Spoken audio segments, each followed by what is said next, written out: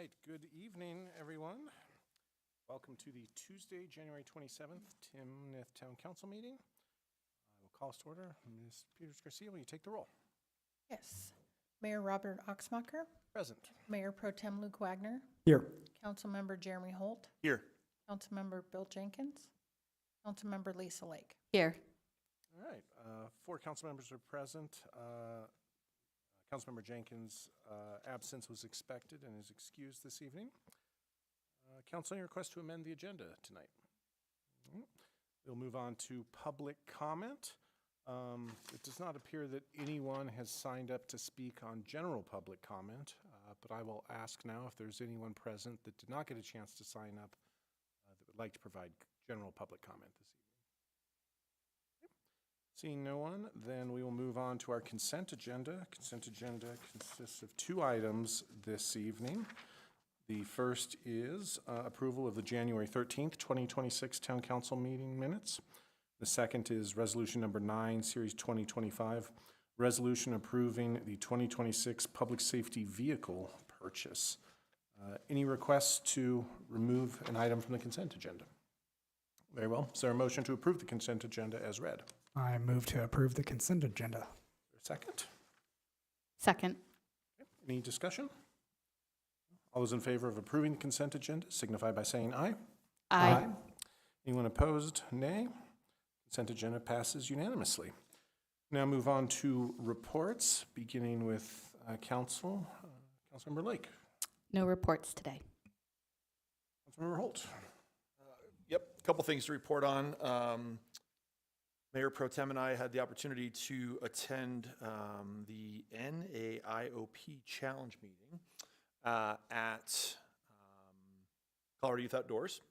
I know Grant from Ladera had brought up the opportunity that was approached them to basically use Ladera as a segue for CU and DU students. I'm assuming in their construction management or engineering. Pretty neat event, very well attended from the looks of it, probably 100 plus. I know Director Robinson was there on the panel, giving out all the goods, more fielding all the tough questions one after another. But it was awesome. It was a great event. One of the students actually reached out to me for some questions. I think they're going to have a 14.5 acre piece of property that they get to work with a engineer and a general contractor and kind of bring their vision of what they would do with that part of Ladera. So it's pretty neat. That paired with what was done in Old Town from the CU student. Timnath is our little town is getting a lot of press from some big universities and a lot of people up here showing interest. So it was really neat to be part of that. I think the final judging, I'm going to try to attend it, is towards the end of April, maybe the 22nd or 3rd. I'm going to try to go down for that. And then this past Friday, I took part in the Main Street Board Strategic Planning session with AIRS. It was awesome. I'm always blown away with the people that are in that group, the commitment to the town, the ideas. It's pretty hard to contain. You get 6 of us going all over the place. I can tell you the passion and the momentum to move Old Town in whatever direction that may be is as alive as it's ever been. So pretty neat. A lot of stuff coming from that. I think final applications go in to the actual Main Street organization in March, and in hopes to become a achieving member, so official member of the Main Street community here by summertime. So, a lot of good things happening. Great, thank you for those updates. Mayor Pro Tem Wagner. All right. I just have a couple. First of all, I wanted to thank the local Cub Scout Pack 93 for inviting me to attend their meeting. It was really fun to hang out with the Scouts, and they were working on one of their government merit badges. So we went through that. They were really interested in knowing what would happen in the event of a tie in the election. So we talked about that. But I appreciated that invite, and that was a lot of fun to hang out with the Scouts there. Coming up on February 12th, we have the project fair here at Town Center. That's from 4:30 PM to 6:30 PM. We had the first one of those last year. We're doing it again this year, but it really is a great opportunity to come and kind of find out what major projects are going on, what's on the horizon, and just get your pulse on that. So I encourage folks to check that out. And then I wanted to thank all the town staff that worked with Excel on the recent planned power outage due to the winds. I know that was a very frustrating experience, for a lot of people, both in our town and around our state. Obviously, Excel is a separate entity. We don't control them, and they have to make their own decisions. But regardless of how people felt about that, I really did appreciate the communication and the collaboration between Excel and our town staff. I do want to let folks know that we've invited Excel to come to a work session in March to help us understand some of the proposed rate cuts that are coming up, and then also better understand what goes into these planned power shutoffs. So thank them for being willing to come here and help us understand all of that. Anything else before we move on? Okay. We'll move on now to staff reports, beginning with finance. Director Cagliari. Council, any questions based on the?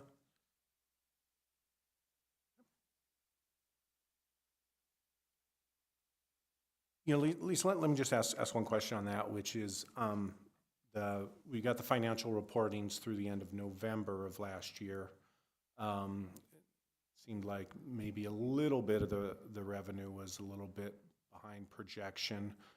Is that something we're concerned about, or do we usually see kind of December help us out there? Yeah, we usually see December's our highest month in sales tax, so I anticipate we'll be right at budget, maybe a little bit below. I think we're currently a sales tax 13% under. I think last year it was 11 or 12% in December that came through, so we'll be really close to budget. Thank you. Appreciated that. Also appreciated kind of some of the catch-up that happened in terms of getting us the financial reports and the expense roster and that stuff. Yep. Thank you. All right. Moving on to the strategic plan update. Town Manager Adams. Yeah, thank you, Mr. Mayor. As I typically do, I wanted to highlight just a couple of items from the update. These are not necessarily the ones that would grab headlines, but I think they're important updates regardless. First, the third quarter, we saw a lot of headway with our comprehensive plan update. Not necessarily the most glamorous work, and that actually is still a work in progress, but we had some significant work done there. Within our police department, we had some real headway made towards building up our command staff. That's been identified as an area where we needed to strengthen up, and so that's been moving forward. And then finally, just quickly touching on fiscal responsibility and how staff is always looking out from that aspect. Just how we have updated our forecast till 2030, and that's not even out of the norm for us. I just thought it was significant that we've reached that next decade and that we're looking forward those several years, anticipating our expenditures and revenues based on that. So just a couple of highlights from it, but the full report's there in the packet if you want to see more detailed updates. And thank you, sir. I really appreciate that you put this together every quarter, and even though we don't go through it line by line, the kind of matrix for each of the strategic goals and progress is really helpful. I encourage folks to check those out. Council, any questions on the strategic plan? Now to Public Works. Director Stone. Yeah, I have nothing to add to the report unless you have any questions. Any questions? Very good. Please thank your team. I know they are working hard here with this recent snowstorm and the cold and also the power outage. It Sounds like things went smoothly from your perspective? Yeah, of course, then they missed part of the Bronco game, which I don't know if that was a bad thing or not, so anyway. So close. So close. Patriots fan here, so I'm quite happy. Oh. You're not running for reelection. I'm from New England. I have an excuse. All right. Thank you, Director Stone. Community Development, Director Robinson. I don't have any updates unless you have any questions. Parks and Rec, Director Excel. We still planning a rec center? Okay. Keep it up. All right, and finally, Police, Chief Scott.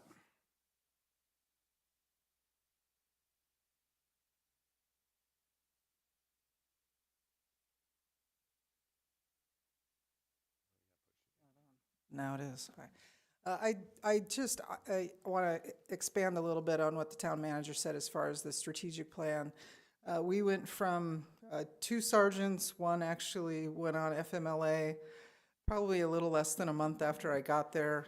Now we have 4 sergeants with 1 on the way, which will be 5, and a seated captain. And I can't thank the town manager enough for his support, certainly Lisa, who holds all of the budget funds, and obviously your support as well. We're a completely, new and developing police department just 6 months in. So I just wanted to give a quick update on that, and certainly thank everybody that had a role in getting us here. So thank you very much. Thank you, Chief. Any questions for the Chief? Chief, I wanted to thank the troops. I was coming home this morning about 1 a.m. from an unplanned vet trip, and I saw one of your patrol units out patrolling the businesses right here over by Cello's, and I just appreciate them being out there. It was cold, it was dark, but they were working hard, so I appreciate that. I'm glad you didn't get pulled over, sir. Thank you.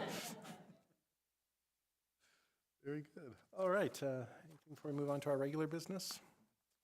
All right, looks like we have 2 items today for first reading and to set a public hearing.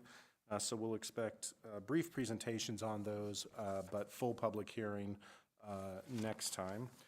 First, I'll call item 6A, first reading and setting a public hearing on February 10th, 2026 at 6 p.m. for ordinance number 2, series 2026, an ordinance amending municipal code to provide that town penalties for criminal violations may not exceed penalty for identical conduct under state statute. Steffel.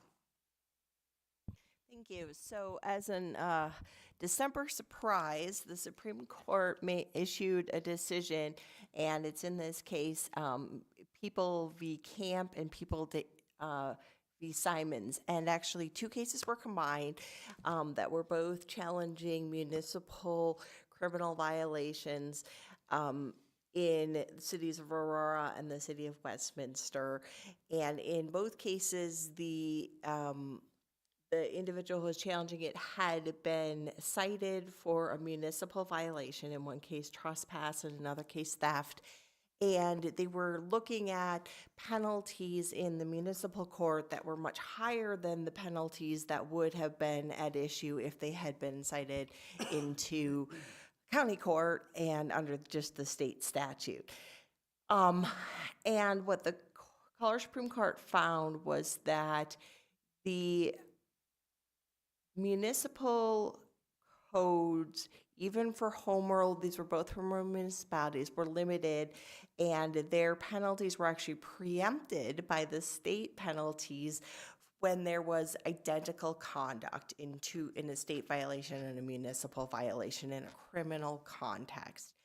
And so there was they had some sentencing reform legislation in, I believe, 2023 that set and lowered the statewide penalties. So given this case, we looked right away at our municipal code and do recommend some changes to the code to align with this new decision in Camp. Okay, So under our current municipal code, we are authorized to have a penalty for violations that is up to $2,650 per violation in fines. And for criminal violations, also up to 1 year of incarceration. And so that in some cases may be higher than the penalty for identical state violations. There's also, under our current code, just a handful of traffic offenses where an individual, if they're convicted under the model traffic code as adopted by the town, could be subject to incarceration. And those are speeding more than 25 miles an hour before the limit, reckless driving, compulsory insurance violations, and eluding a police officer. So this is first reading, so we're going through this really quickly, but basically what we're going to do is we're going to just realign with state law. State law can limit the fines and the days of incarceration depending on the level of the violation. So anywhere from, all the way down to a petty offense, that's only maximum of 10 days incarceration and a $300 fine. And so what we're recommending is to add language to our town code that would say in the event of a criminal violation, the penalty will not exceed the penalty for a state violation when there's a state violation that for identical conduct. And then in the case of a traffic code violation, what it would say is that our length of incarceration should not exceed the length of incarceration for an identical state violation. And that's it. So, it also just makes a correction to, limit our incarceration to 364 days instead of 1 year, to align with state statute. So with that, I'm open to any questions. Thank you. Council, any questions? Very well, then is there a motion to approve on first reading and to set a public hearing for February 10th at 6 p.m. for ordinance number 2, series 2025, an ordinance amending the municipal code to provide that town penalties for criminal violations may not exceed penalty for identical conduct under state statute? So moved. Is there a second? Second. Any discussion? All those in favor signify by saying aye. Aye. Anyone opposed, nay. Passes 4-0. We will return on February 10th at 6 p.m. For second reading and public hearing. So I'll call item 6B, first reading and setting a public hearing on February 10th, 2026 at 6 p.m. for ordinance number 3, series 2026, an ordinance amending municipal code to reflect town operational and statutory changes. Ms. Steffel. Thank you. So we just needed, this is a cleanup piece of legislation to make several corrections to our town code to conform with our current practices or updates to state law, and including adding definitions, updating the posting of notice to now show that the website is our official place for posting notice with a backup as town center. We update the address of our town center because it moved from, it still lists Goodman in many places as our address for our town center. And Larimer County Humane Society changed their name to NOCO Humane Society, so just updating that. And removing some provisions that are no longer applicable regarding the Old Town Sewer project, because we've completed that project and have now converted all those septic systems onto our sewer system. And finally, we are adding some language regarding golf courses, use of golf carts, which are not allowed on streets with a speed limit of 35 miles per hour.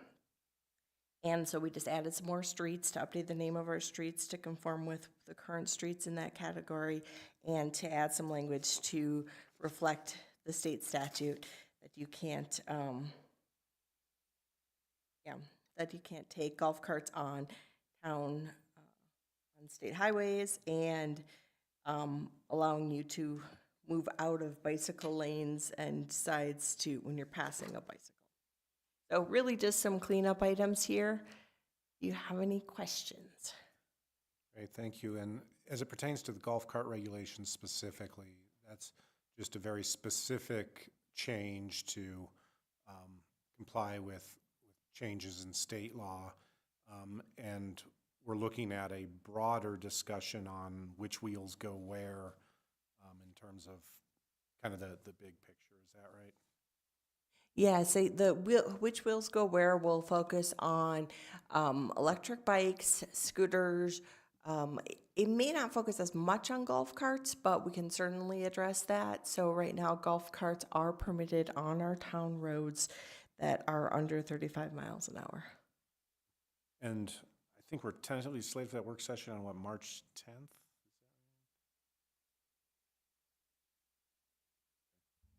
I think that's right. We're checking. But I think that's right. Always subject to revision. I don't think we've officially posted it, but. Yeah, that's correct. Thank you, Carolyn. Any other questions on this? Okay. And is there a motion to approve on first reading, set a public hearing for February 10th at 6 p.m. for Ordinance 3, Series 2026, and ordinance amending municipal code to reflect town operational and statutory changes? So moved. Is there a second? Second. Any discussion? All those in favor signify by saying aye. Aye. Anyone opposed, nay. It passes unanimously. We'll be back on February 10th at 6 p.m. for a public hearing. Speaking of public hearings, we have two public hearing items this evening. If there are folks present that wish to speak on either of these, we will give you an opportunity to do so. But I will first call ordinance number 1, Series 2026, an ordinance authorizing a mail ballot election on April 7th, 2026, and setting forth other details relating thereto. Steffel. Thank you. This is a standard type of ordinance that you pass in election years to set forth some details related to the election. One of the choices that you're making is whether it's an in-person or a mail ballot election. This ordinance does determine that this is a mail ballot election, which is consistent with prior elections that the town has had. So it sets that this would be a mail ballot election. We also do designate the town clerk as the role of the designated election official. And then under state statutes in the municipal code, there's a number of duties that fall under that, everything from overseeing, finalizing the ballot language and the printing of the ballots and the mailing of the ballots. And so that's something that your staff will be working on. And then another piece is that it does set forth some of the dates for key deadlines. Now, those include the dates for submitting nominating petitions, which actually were due yesterday, January 26th, for candidates who wanted to run for the council. But that date is already set under our municipal code, and this just reflects it. The next thing we do have, though, as a date coming up is February 2nd is the date for if anyone wants to be a write-in candidate. You have to actually submit an affidavit saying, if anyone writes me in and I happen to win by write-in, I will serve, because otherwise we don't know if that write-in candidate is willing to serve. So at this point, it's too late to submit the petitions to be on the regular ballot, but there is still a possibility for a write-in candidate if that were something that anyone wanted to do.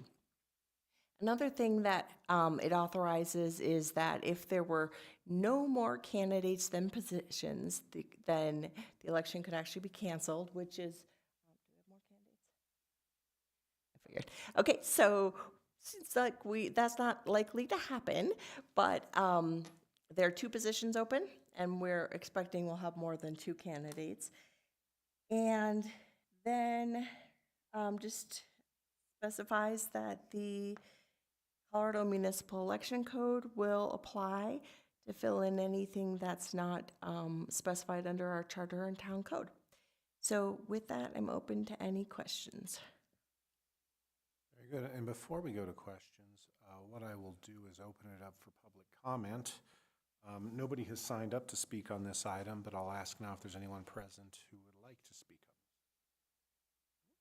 Seeing no one, then we will move on to questions. All right. Seeing no questions, then, is there a motion to approve ordinance number 1, Series 2025, an ordinance authorizing a mail ballot election on April 7th, 2026, and setting forth other details relating thereto? So moved. Is there a second?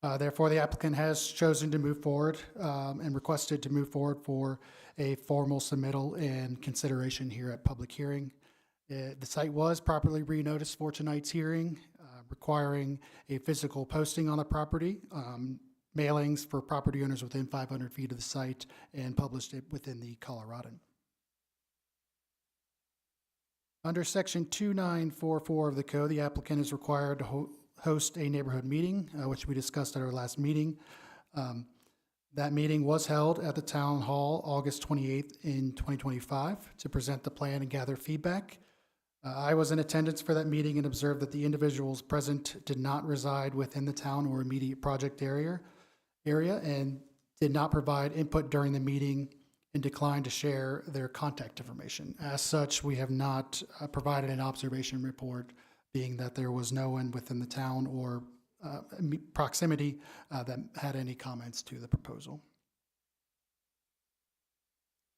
The property is designated as rural residential in our comprehensive plan, which defines these areas as appropriate for residents interested in a more open space lifestyle, larger lot developments, and equestrian uses.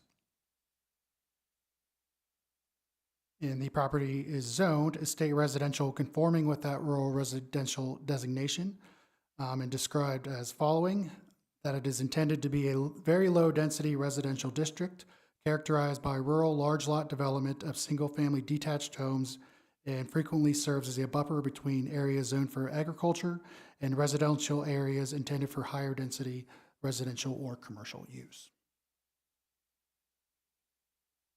So the proposal in front of you tonight includes 40 single-family detached estate residential lots within a private gated community and designates approximately 20% of the site as functional open space.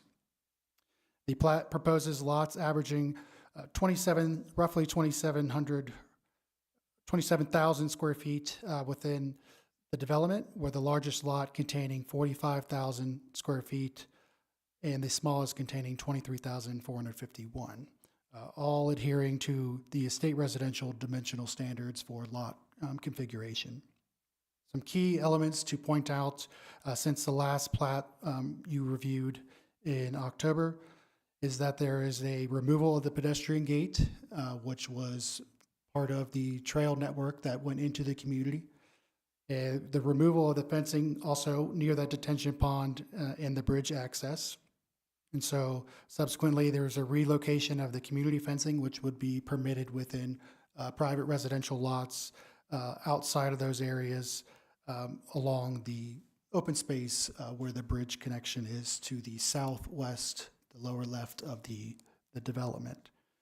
Additionally, the plat would propose limited public parking. Approximately 19 spaces were calculated by the applicant team along the internal road network.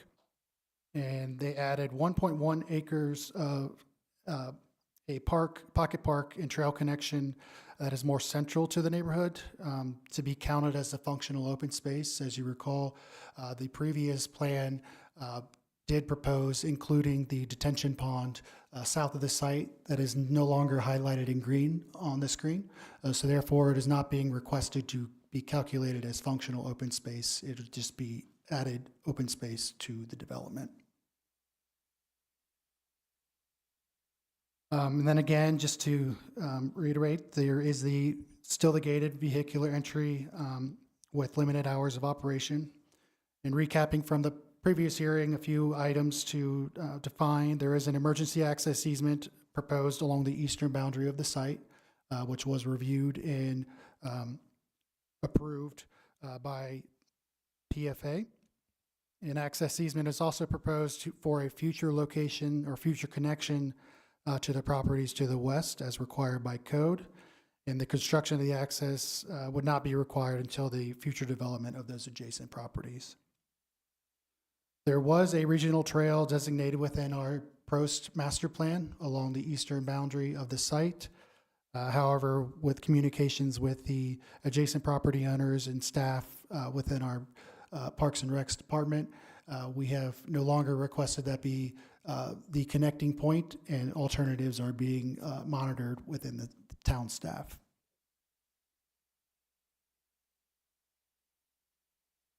So staff reviewed the proposed preliminary plat for consistency with the applicable subdivision review criteria outlined in the code, which is on the screen currently.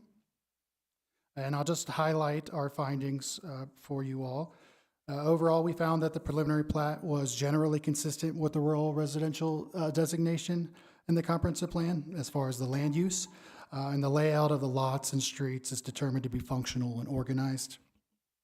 Staff also noted that the addition of a centralized open space from the previous plan does represent an improvement that better aligns with our open space requirements and standards. However, with that, staff does find that the proposed gated access and limited external connectivity, albeit refined since the last submittal, does not meet the intent of the comprehensive plan, particularly goals and objectives related to connectivity, accessibility, and an inclusive community design. These specific goals and objectives are highlighted in the staff report, and I'm happy to elaborate on those further following this highlight. And then again, as I noted, the development complies with the zoning requirements and dimensional standards of the estate residential district and generally conforms with that rural residential designation identified in the comprehensive plan. Staff noted that the utilities and transportation are generally adequate based on existing and planned capacities. It is to be noted that these elements will be reviewed in greater detail at the final plat stage with those final documentations. Staff also found that the potential impacts related to traffic and drainage have been identified and are being addressed through the construction of those internal roadways, a dedicated detention pond, and then other appropriate drainage facilities that would adhere to the town's master drainage plan. And then lastly, criterion 6, from a housing perspective, the project does provide a large lot custom home product that would contribute to a broader range of housing options within Timnath. So in summary, staff finds that the preliminary plat generally meets the subdivision approval criteria, except for that first criterion regarding consistency with the comprehensive plan. Due to the proposed gated component in particular, because the gated configuration is inconsistent with the intent of the comprehensive plan, from our determination, staff has recommended approval of the plat with the condition requiring the removal of the gated access function. Again, to elaborate on that, we have recommended approval. We are recommending approval of the White Wing at Timnath Manor preliminary plat with the following conditions: to allow staff to work with the applicant to address those minor modifications prior to final signatures. Also, that prior to final plat approval, the applicant shall revise the plat to remove the proposed gated entry from the development. No vehicular, pedestrian, or bicycle access gates or other physical barriers restricting public access shall be permitted, regardless of hours of operation, except for a gate on the emergency access egress route. This requirement is intended to ensure consistency with the comprehensive plan's goals and objectives related to connectivity, inclusivity, and active community design. And then lastly, prior to the final plat approval, the applicant shall continue coordination and communication with the Lake Canal Company and execute any required agreements for improvements within the company's easement. All improvements within the easement shall be completed or guaranteed in accordance with the executed agreement. We did receive feedback from them that there may have been a stall in the progress of said agreements. So just wanting to memorialize that for them moving forward. They are very open and welcome to continuing that communication. So no issues, just wanting to reiterate that those documents would need to be agreed upon to move this project forward, since it does impact the Lake Canal itself. And then lastly, I just wanted to note within the town's land use code that the approval of a preliminary plat does not constitute acceptance of the subdivision, but authorizes preparation of the final plat. The approval shall be valid for 2 years.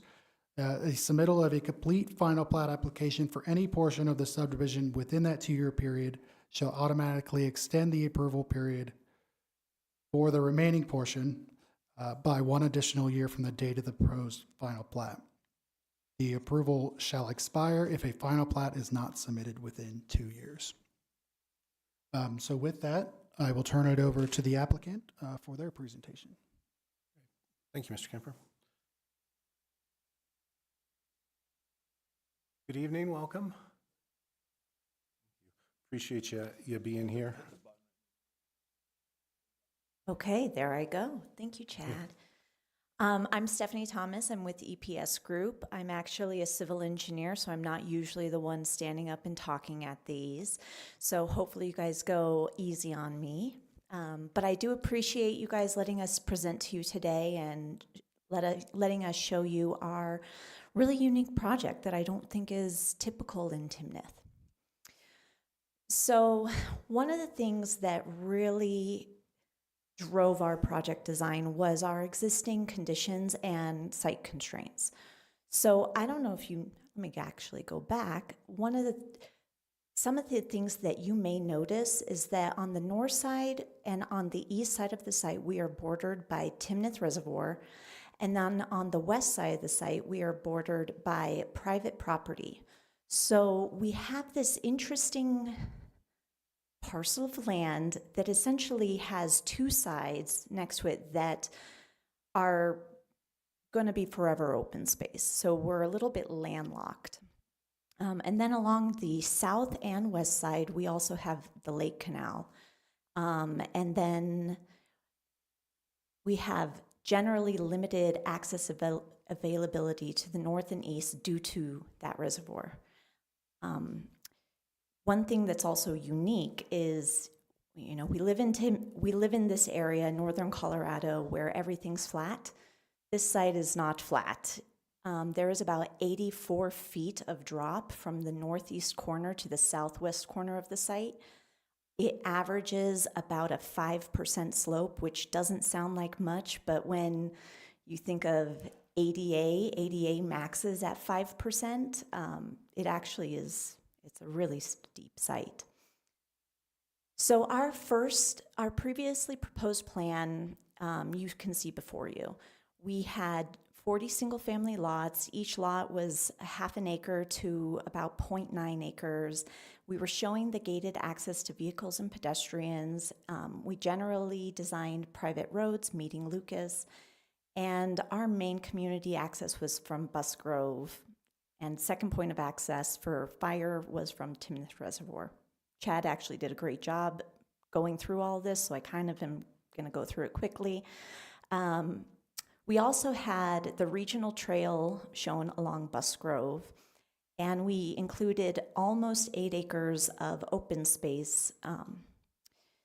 And generally, our community pocket park was in the southwest corner, and the idea was that locating it next to the regional trail, then it would be open to the public, it would be really accessible, and maybe it'd be a stop for bicyclists. Actually, let me go back. A couple other really big items that you can't really tell when you're looking at this map, but when it comes to Bus Grove, the widening of Bus Grove was actually really a big challenge. Not only is Bus Grove extremely steep, it doesn't meet standards either horizontally or vertically. So the idea is we would have to reconstruct the entire roadway. And also, in order to do that, we have to relocate Lake Canal, I think it was about 50 feet north, which is substantial. We worked hand in hand with the town of Timnath engineering staff and with Timnath Lakes, which is located just south of Bus Grove. We went through iteration after iteration to come up with a design that met the Timnath Lucas standards, but then also we located the majority of Bus Grove to be on the north side of the road so that the town of Timnath actually would have less of a burden for what they would be responsible for. So now that we've kind of gone through our old design, I apologize on the dates. I corrected it to the 14th, and then my client told me, you had an error, you said it was the 13th. So I apologize, it says the 13th, but it's actually the 14th of October when we had our council meeting. So at the council meeting, we heard concerns from the council members that the design of the community didn't align with the town's comprehensive plan, mostly in regards to the gated access, and then also that the community did not provide sufficient open space within the development.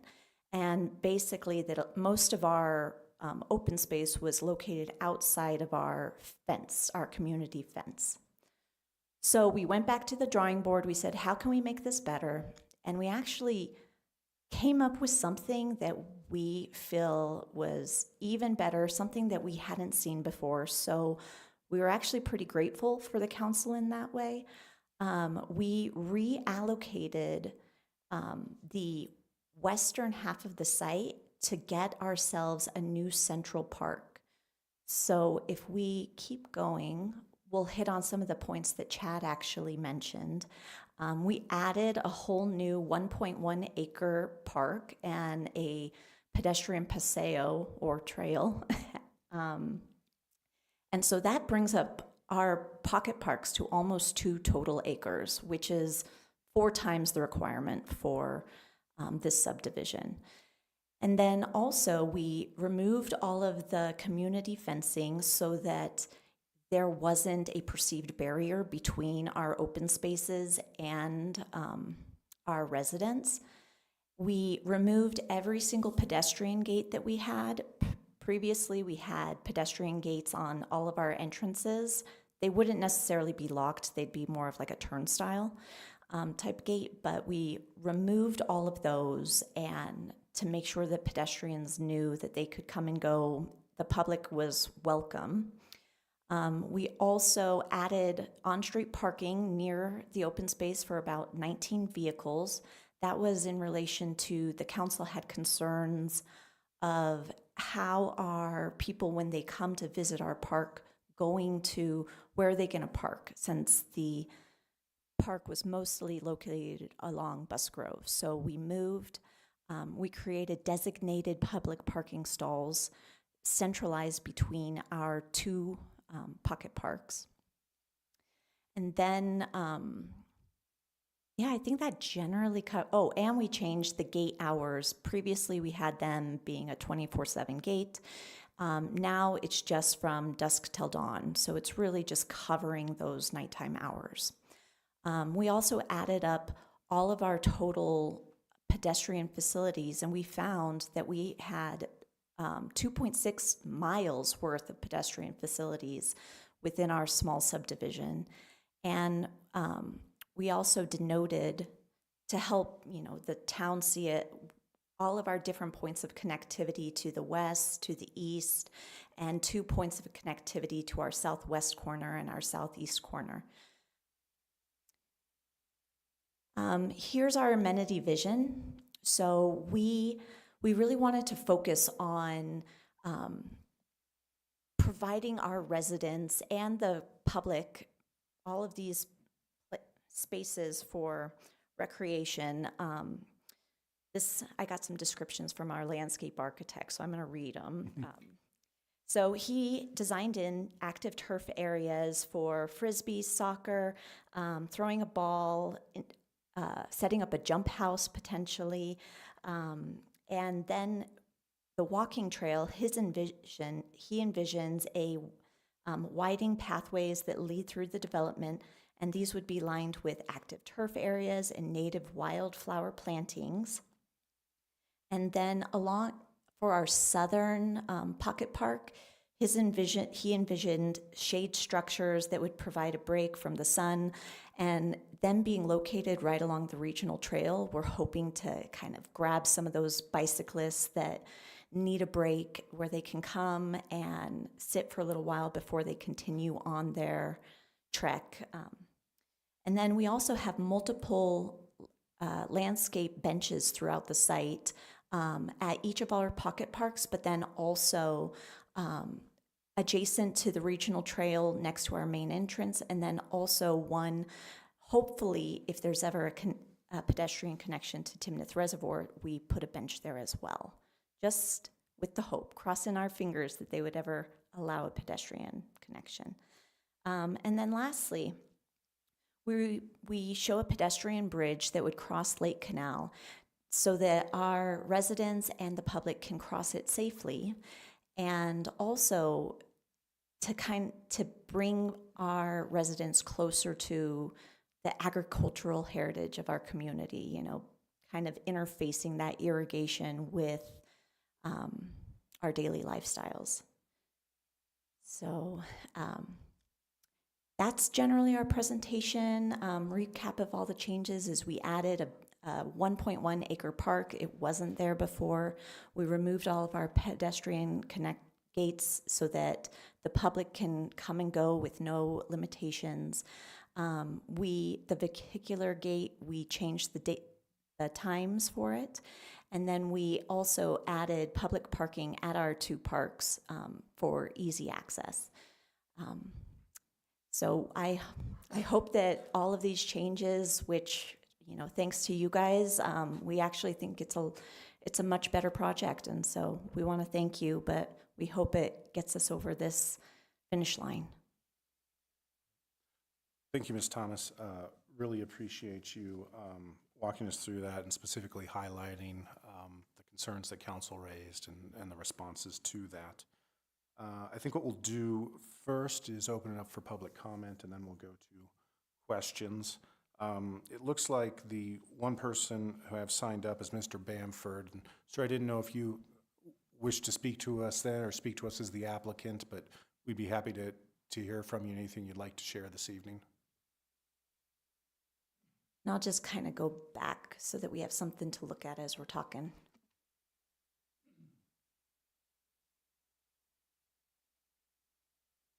Mayor Oxmacher and members of the council, thank you once again. As you can see, we were listening when we were here in October, and we have really stretched our mind to create a plan that we think it is a better plan. So you all did us a favor in many ways. This project, I'm now at the end of the 5th year from we started this project. And we've had all kinds of challenges. Some have been things that you were associated with. For example, the sewer connection, you weren't. But we had a 2 or 3 year challenge to get a gravity line coming out of this property. We finally achieved an exchange between Box Elder and South Fort Collins so that this property will be served in the right way. We have had multiple public hearings along the way. We had initially we had the hearing on annexation and zoning, public hearing. We had unanimous vote from members of the council for the plan, and at every stage the Planning and Zoning Commission gave us unanimous vote on plans that were presented. We then advanced to the sketch plan. We had unanimous vote for compliance with the comprehensive plan, and every one of these hearings. The gates was a central issue that was debated and discussed. So it's not any surprise that we've continued on the track of trying to create, with the diversity in the housing of these large lots in a rural setting, we've pursued continuation of the gated community concept. So, and the connectivity issue was a problem to us when we discovered that came up a couple of years ago.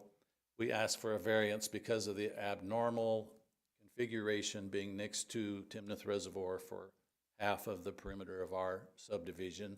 We could not envision how roads coming through us would need to connect to other roads in Timnath Reservoir. But nonetheless, we failed, and we were told that we would need to provide future access if it ever became necessary. We've done that. The other connectivity, I mean, our opportunities are limited as far as connectivity to other lands. But with respect to, back to Timnath Reservoir, we had a road which Stephanie's talked about, Chad's talked about, and it was not to our benefit at all, or to our liking, or to our request, that those trails were taken out, those connections. And both the southeast corner coming in our main entryway to a trail that's across the street on the McNorris property, we were counting on participating with the trail system through White Wing to serve that access. We were counting on the access to allow our residents to access the recreational opportunities in the reservoir with that gate.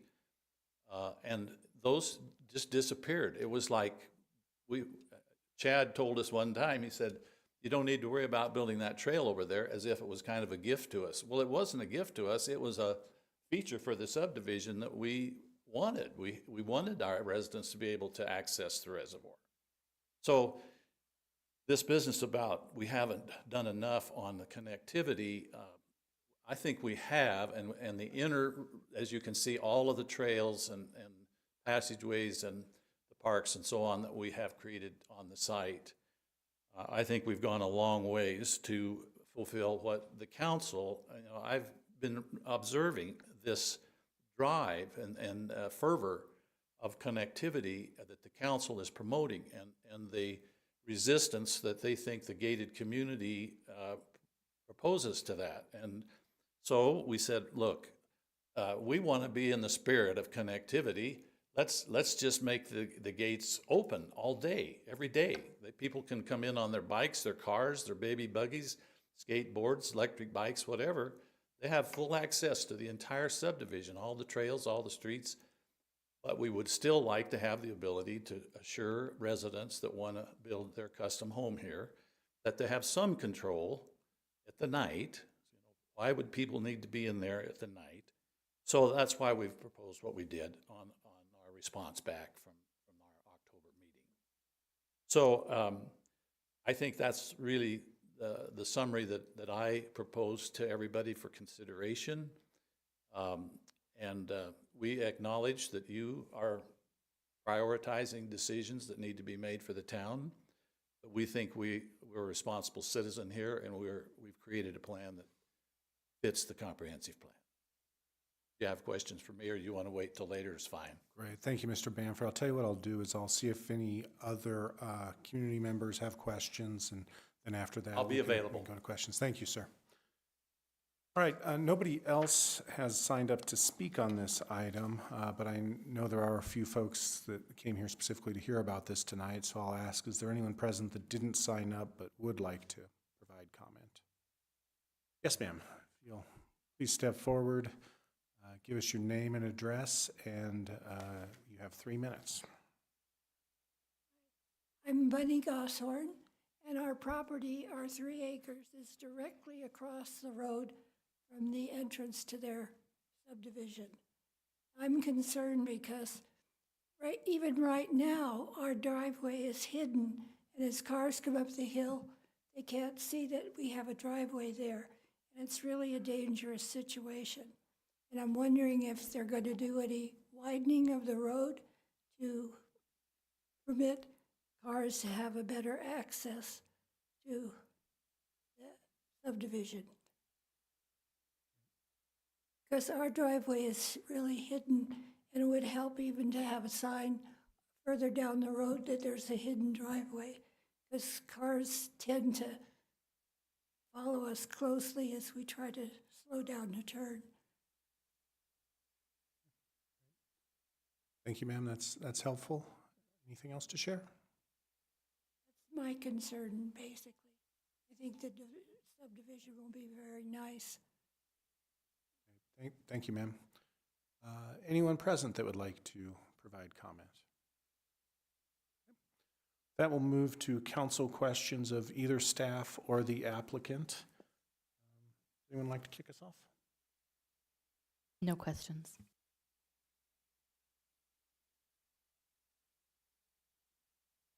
Okay.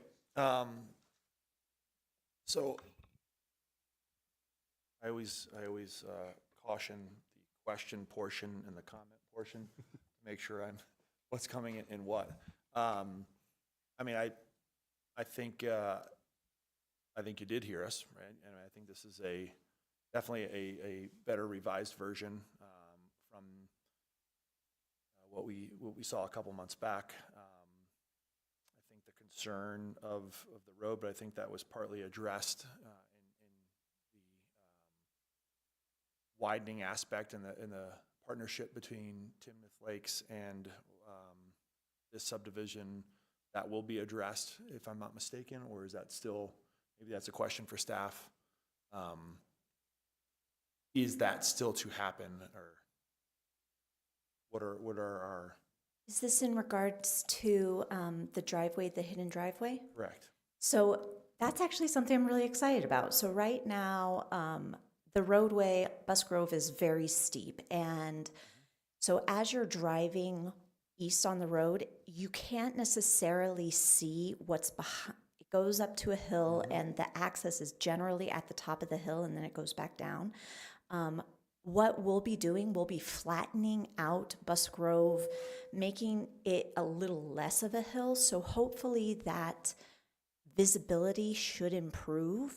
I would agree, though, putting a sign that says hidden driveway.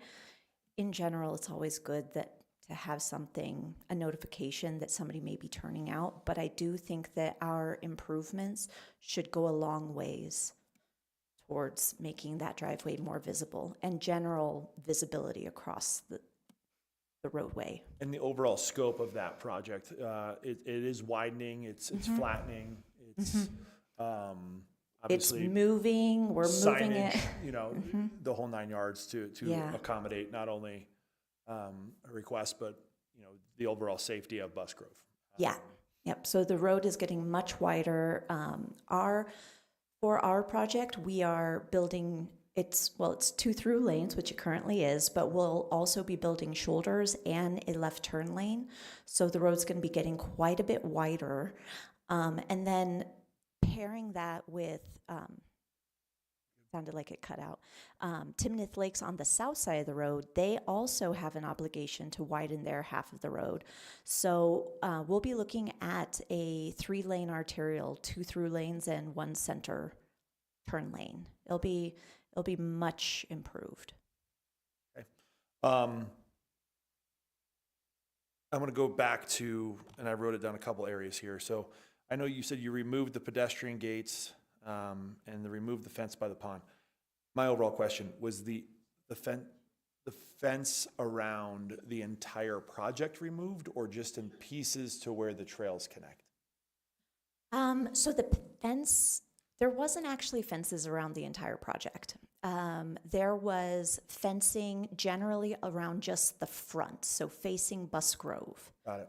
And the only ones that are staying are the ones that are adjacent to the lots, that are like surrounding. Can you point those out for me? Or Chad, I don't know if you have a. Chad, I don't know if you have a pointer. Councilmember, if you see just above the green open space area, there's a bold line next to the 3 southern lots, and there's one to the west. That bolder line represents a fence that would be installed per town criteria. For the back of those 3. For the back of Just those the back lots. of those 3 lots. Yes. And you're talking right between, you know, you got Busgrove, green area, fence, 3 lots, right? That's in that area. Okay. Yeah. Okay. So that's to, show general like fencing consistency and. Got it. And then, I mean, one of my concerns obviously was in, in the last iteration of this was the amount of open space inside of the neighborhood, moving that park and moving, looks to be a narrow strip, but some turf area thrown. That, would you consider that entire, it looks like a blinker on the car. So that the red area, that's a pocket park considered, yes? Yeah, I would consider it a pocket park because that stretch going north is not skinny. I think it was around, I want to say about 40 feet wide. Okay. It's not a small space. But that's meant to be public space for people to walk and dogs and balls and play and all that. All the things, yeah. And what's that? Not that this is, for me, this is exciting. I don't get to work on many projects that have slope. Sure. We'll actually, I think, maybe have some sledding hills too. There. Okay, I think that concludes my question portion, and I'll save the comments for. Okay.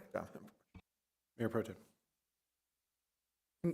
Chad, I think one of our questions last time in our meeting the retention pond that's in the front of the property, that was included in the functional open space, and that's included this time for the 20%, is that correct? They were requesting to have that viewed as part of our 20% functional open space requirement. With the addition of the park, that is no longer a request to add it to that 20%. This is just in addition to that. Okay, thank you. And so in your comments here, all of the requirements are met. The condition that we're approving tonight is essentially, it's the comprehensive plan that we're looking at, but for this property tonight, all the requirements are met. Is that correct? Correct. What is proposed is meeting the criteria for the estate residential and the criteria for the open space criteria within the code. Thank you.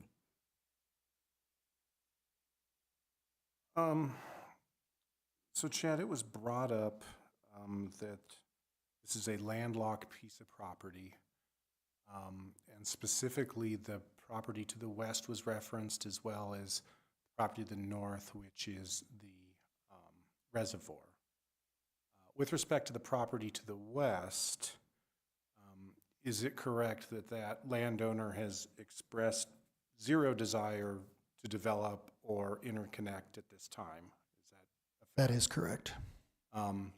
Is there anything about that property, deed restriction, nuclear waste, anything that would prohibit a future acquirer of that property, inheritor of that property, from choosing a different path? Not that I'm aware of, no. And then with respect to the reservoir, the town leases that property, but it is privately owned, is that correct? That is correct. And is it correct that in the future, they could make a different decision, no longer allow us to operate as a reservoir, and decide to do development there? That is correct. In the near future, they have been reluctant to have any sort of change to that, but yes, if there were change of ownership or change of intent, development could occur. So these assertions are based on the relayed current desires of adjacent landowners, but in the future, anything could be possible. That is correct. It was hinted at that the regional trail is no longer intersecting here. Are you able to provide any information as to why that perspective has changed? Yes, and our Parks and Rec director may be able to assist me with this a little bit further, but we did have in our pros plan along the eastern boundary where it's represented as a brown strip for an informal trail now, there was the requirement to connect to our regional trail from the property to the south up to the reservoir. So about halfway up where that emergency access drive is, the intent was that it would divert over to the east and connect within the Timnath Reservoir where the town has provided improvements. There have been discussions with the Cash-Laputer Irrigation Company that they found that there were challenges with slope, one, to do that, and two, they had some concerns with adding additional pedestrians within that route. So we've spoken with them, and I believe we come up with a different alternative to provide that east-west connection that did not require the 10-foot trail per our code along this property itself. There were just challenges to get to the east that we felt we could get connection along Busgrove.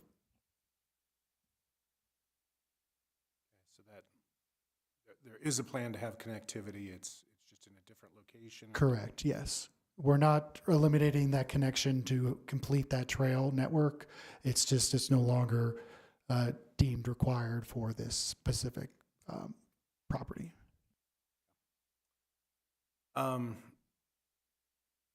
Then my third question is with respect to the request for these to be privately maintained roads. It's the general town standard in residential neighborhoods that the developer build the road network, and then at least for the primary access roads, the access roads on the front of a property, those roads then be deeded over to the town, and then the town would maintain them in perpetuity. Is that right? Generally, that is correct. However, our code does not require that. You can do access easements or tracks to provide that access. This development was designed, the road network, to our Lucas standards for that local road. So the road itself would adhere to that should it ever convert over or become dedicated right-of-way. But that would have changes to the lots themselves. But it is designed to the Lucas standards within an access easement. So one issue is, are they built to the standards, which these are? The other issue, I think, kind of deals with the long-term sustainability, maintenance of the road network. Is it generally our preference that those be deeded over to the town, or do I misunderstand our normal practice?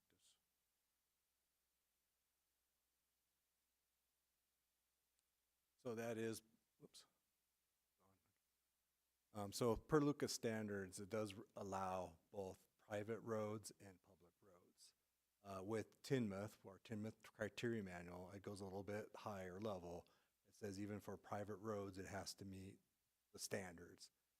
So like I said, these are built to the standards. That was typically what the problems used to be in the past, is they would say private roads to get variances, and then they would come back, and then the town, and actually it's in Lucas, it says even if they were substandard, they have to be brought up to standard. So really, the town's criteria now, there's no requirement at this time to say if it has to be a public road. It does allow private roads as long as they meet our standards with access. Now, if that's something that we want to look at in the future, we can. We're looking at the Timnath criteria manual. We're making notes of different changes, but as the criteria stands now, you can have private roads that meet standards in residential areas too.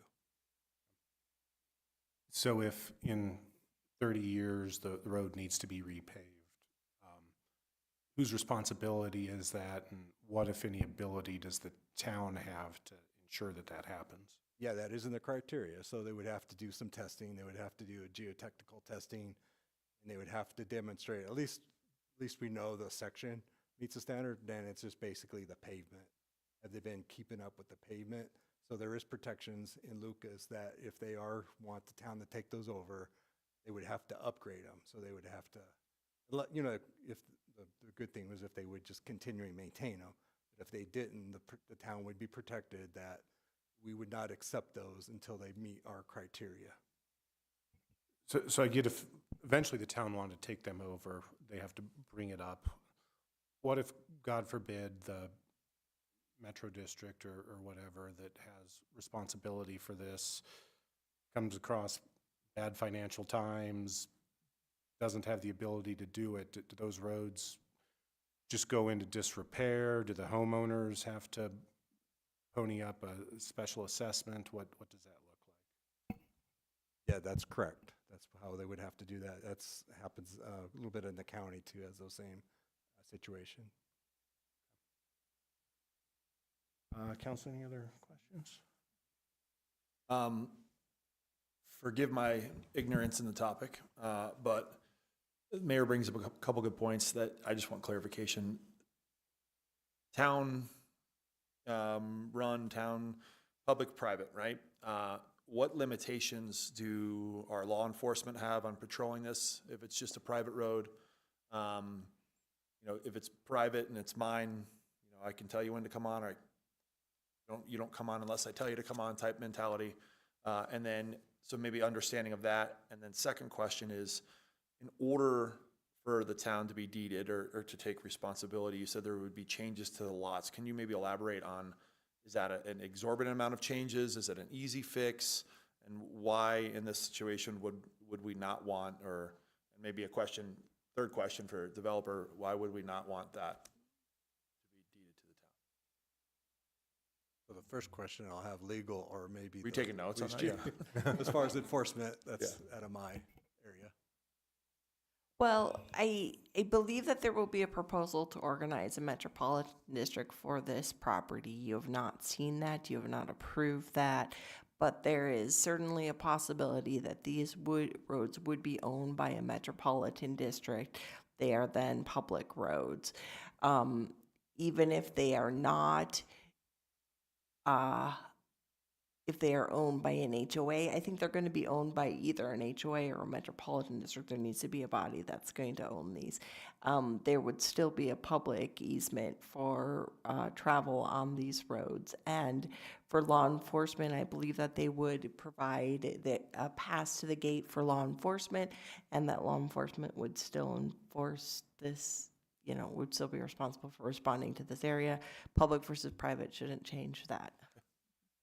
And if it helps at all, there is emergency access easements across all roadways, so that would cover emergency personnel like law enforcement as well.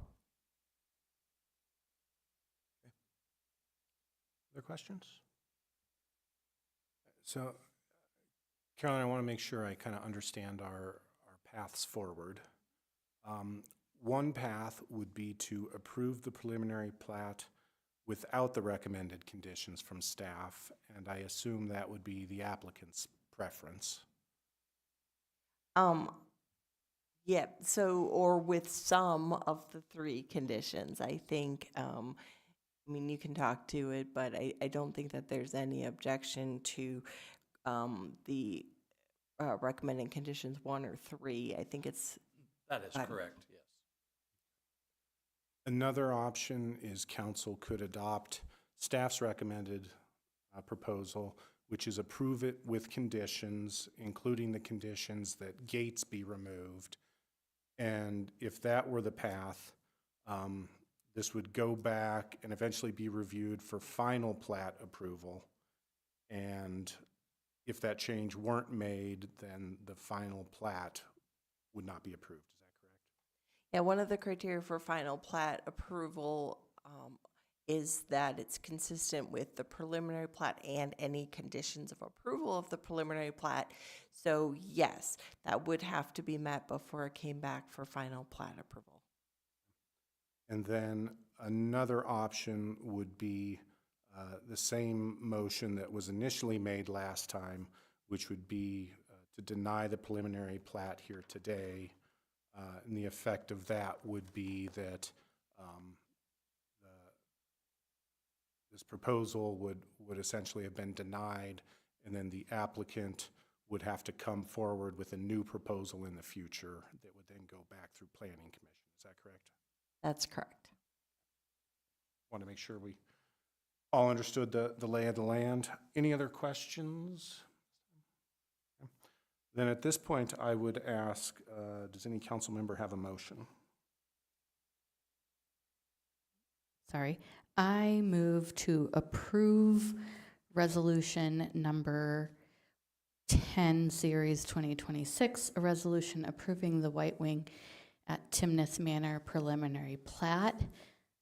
However, I move to make it with recommendations, staff recommendations 1 and 3 only. So the current motion is essentially the applicant's preferred, which is to advance the proposal without a gate requirement and just 1 and 3. Is there a second to that motion? And hearing none, that motion fails due to lack of a second. Are there any other motions at this time?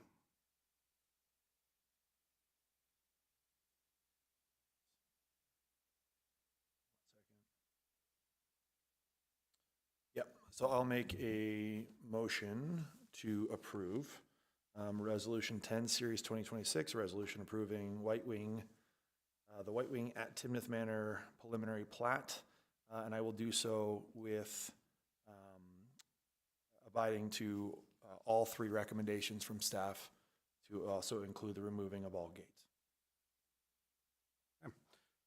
So there's a motion to adopt the staff's recommendation.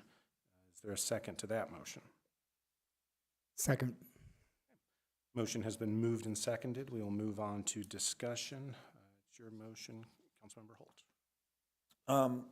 Okay, so there's a lot here. One, I want to thank you, applicants, for the changes in such a quick period of time. I said it several times before. I think this is going to eventually be a beautiful, very difficult to build on, so I commend you, piece of property with beautiful homes. I completely respect the willingness, and I'm glad that you guys see it that way, and I hope you do, that it's, it's a better version. I think more open space internally, the more access, the more connectivity, I think is great. I think keeping with our comprehensive plan, and allowing access, whether it's at 10 o'clock at night or it's at 10 o'clock in the morning, in and out, I like the parking spaces, but if I come and park there and I go for a 3-mile run at, it becomes dark and the gates are closed, I can't get out. To me, I think with the comprehensive plan, access in and out, I think, Tim, this is a pretty safe community. I think we have the best police department that keeps us as safe as possible. I just don't think gates fit in that manner. And for that reason, I mean, I'm all supportive of it with town staff recommendations, and I hope to see this project move forward as so. Mayor Pro Tem. Yeah, I'm completely in support based on the staff recommendations here put forward. The comprehensive plan is very clear to me in 2 relevant areas. First, it prioritizes physical and multimodal connectivity between neighborhoods, even in our lower density areas. Second, it defines community character around inclusion and cohesion, not separation. That's why gated communities create plan inconsistency, and why the condition removing it matters to me. That's why I'm voting for those conditions. I second the idea that you definitely took our feedback looking at this. Obviously, I would not particularly mind a gated if it was set certain hours. I like that the pedestrian gates were removed, and open space in that area is definitely more accessible to all community members, and I will be supporting this. Let me begin by again thanking the applicant and thanking staff. I do wholeheartedly agree that tonight's proposal has made great improvements over the initial proposal, and I think that it is a much better proposal now. And I appreciate all the effort that went into that. I continue to have 2 concerns, and I won't repeat the entire record that was made before, but the staff highlighted the high points. It is my position that a gated community does not comply with our comprehensive plan and cannot comply with our current comprehensive plan. I recognize that our decision tonight needs to be made on the comprehensive plan. It cannot be made on subsequent land use code amendments which prohibit gated communities here. This is an application that came to us before council passed that, but I do recognize that council passed that land use code amendment because there was a strong assertion, strong belief that gated communities conflict with the comprehensive plan, and we wanted to clarify that for future applicants. I secondarily, beyond the gates, do have a concern about the private roads. That even if we were to approve this with the condition that the gates be removed, I do have concern long-term that those roads potentially get built, something falls through, things fall into disrepair, and either we are left with roads that are in disrepair and never fixed, or we as a council and a community are answering to a handful of landowners being forced potentially to take on a huge assessment to fix the roads. I believe that this council, we here today, have an obligation to look out for those future community members. I think that our general practice and policy now is a good one. Because I have both concerns, I don't believe the current conditions take care of everything.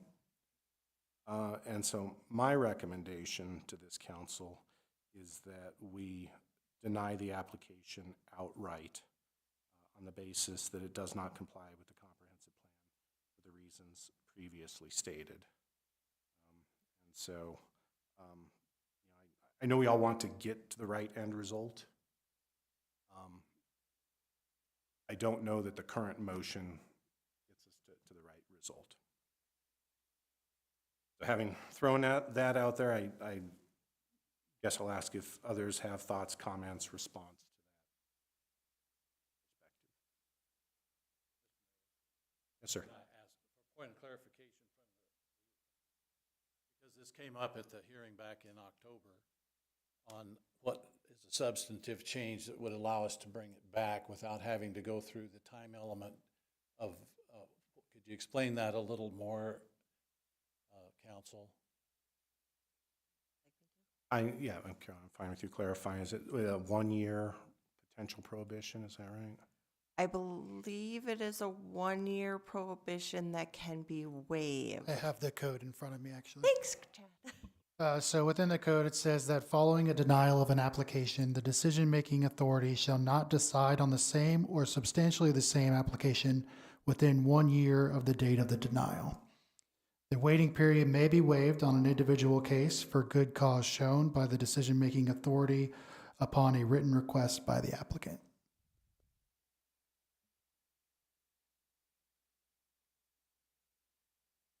This issue, private maintenance versus public maintenance, is never something that we have talked about. It's a very harsh penalty to face here tonight to think that we are subject to denial over something we have had no discourse, no discussions about at all. I've built a lot of subdivisions and they're all privately maintained. And so that is the mode of operation we expected to see here. It will be a metro district. There will be budgets. There will be items that will have to be reserved. Reserves will have to be accumulated and so on. So that's part of the district formation. And so I don't see the concern that somehow down the future the roads are going to fall in disrepair in this quality of a subdivision. But I don't mind talking about it or researching it before we have to face a denial. Thank you, sir. I appreciate that. Councilmember Lake. So I would say I don't have those same concerns. I think based on our previous conversations, the access, the inclusivity was definitely the main thing that that we had all discussed. We do have other private roads within town. There's some in Timnath Ranch. I know I don't know exactly how many, but I know we do have others. I think if as a council that's something that we don't want, then we should have preemptively said we don't want private roads. And so I think I don't like to make a policy or a vote based on assuming they're not going to do what's right. And so I think as far as the inclusivity, the access, I feel like this plan definitely takes care of all of that. And so I guess I don't have those same concerns. Other thoughts, Mayor Pro Tem? Yeah, yeah, I share your same concerns about private roads, but out of the gate, I don't want to deny tonight with I want to keep this moving forward for the applicant. So I'd like a way to keep moving the project forward, but not put out a year if we can't do that. But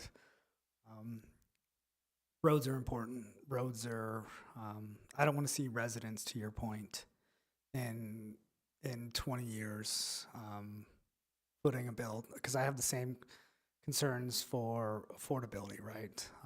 This is an affordability thing that we could incur. Like if you walk into a house the same way residents sometimes don't understand metro districts, right? They could walk into a real estate situation where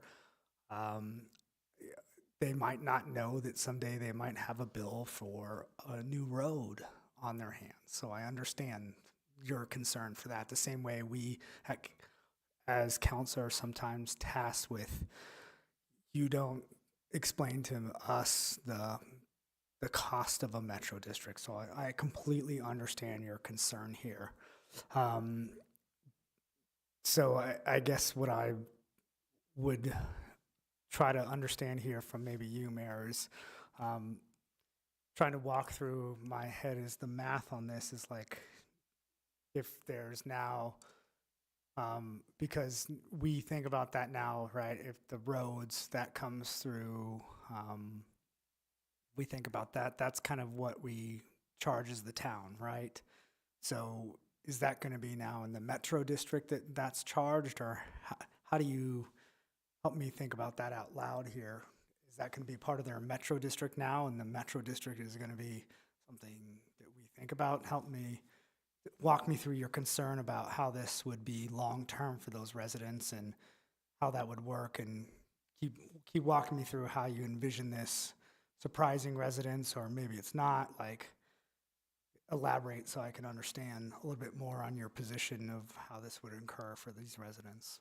Yeah, and I guess, and Chad alluded to it, this is not a hypothetical situation that never occurs. This is something that does occur, and there are current properties in the county that are experiencing this exact thing, where a community was built by the developer. It is run by a metro district or a homeowners association. The county has no responsibility for the maintenance or oversight of the road. The road has fallen into disrepair, and now the homeowners have the choice of living in a community with an inaccessible road, or paying a horrendous assessment to fix that. So it does occur. Does it occur every time? Of course not. But in our own community, we have a council member that currently lives in a community that was facing something very similar to that. Fortunately, a new developer came in, was able to make the community profitable, but that was a reality. It was happening here. So, Can you give that example so I can?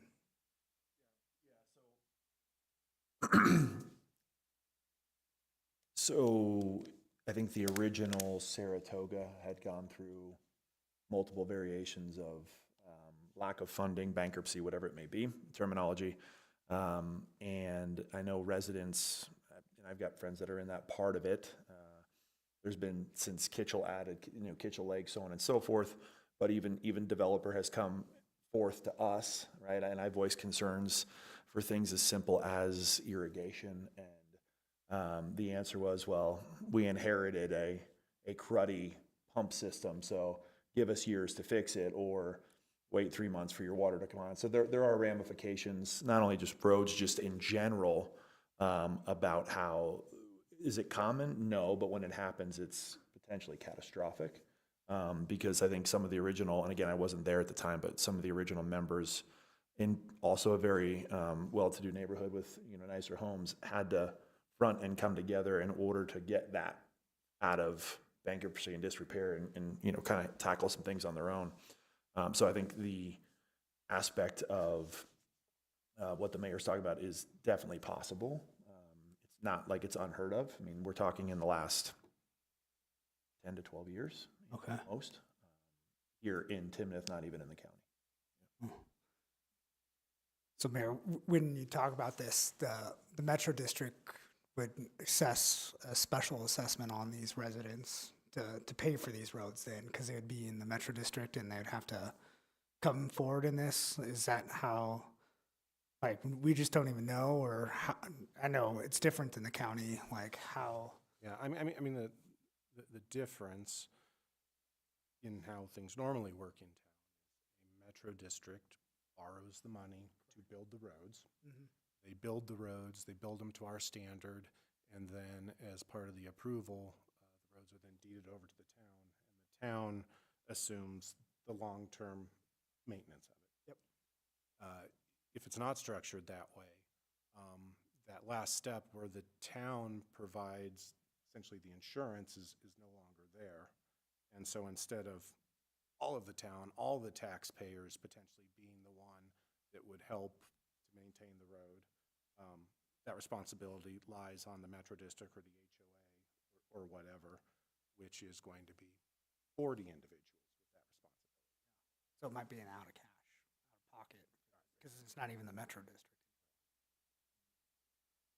And I mean, to be fair, I feel like we have gone a little bit afar here. Yeah. I bring this up as kind of I have this general concern with comprehensive plan and gates, and I also have this additional concern. I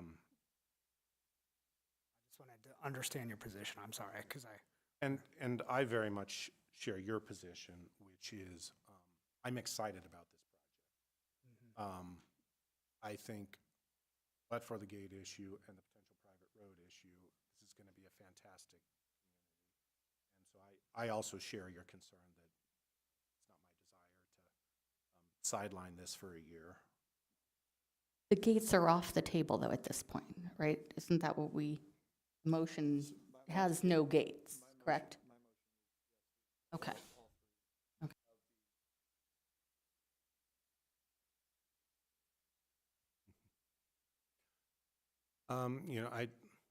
Mr. Bamford, technically, not here, but I'm happy to give you a moment. We're looking for a solution here. What would be wrong with adding a fourth stipulation to let us research this with the staff, with the formation of the Metro District, any provisions of that might come into play here in terms of budgeting and reserves and so on, so that they know that the money is going to be there. And whether it ends up that we do the maintenance or the Metro District does the maintenance, there are some technicalities that I think we need to discuss that I'm not conversant about, but I'm willing to dig into it with staff and our engineers and have that as another provision that we need to accomplish before we come back with the final plat. I suppose that's an option. I suppose another option would be to, again, postpone indefinitely. I want to move things forward. I don't want it to just keep deferring. So we do have a motion on the table, so you're going to need to have a vote unless it's withdrawn, or you can have a motion to amend the existing motion if you want to add a fourth condition.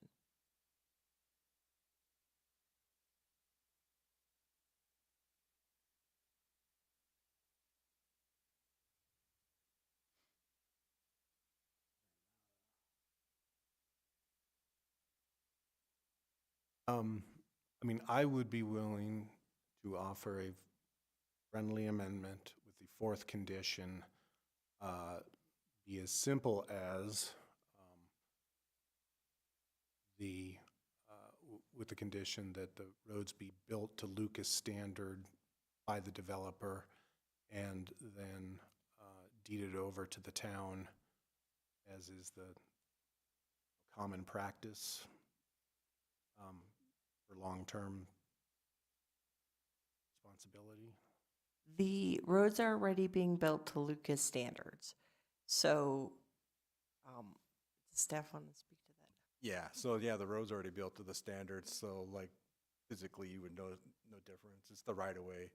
So what do we do with the right of way widths and then how it affects the setback? So we would have to get with these are larger lots, but I mean, that's something we could look at is have them dedicate the streets as public streets. They already meet, the physical part of it meets it. It's just the right-of-way dedication would only be the difference. And we would have to see what impacts that would do. Does that sound like? I don't think we need to do that. I think if we had wanted no private streets, we should have no private streets, and so.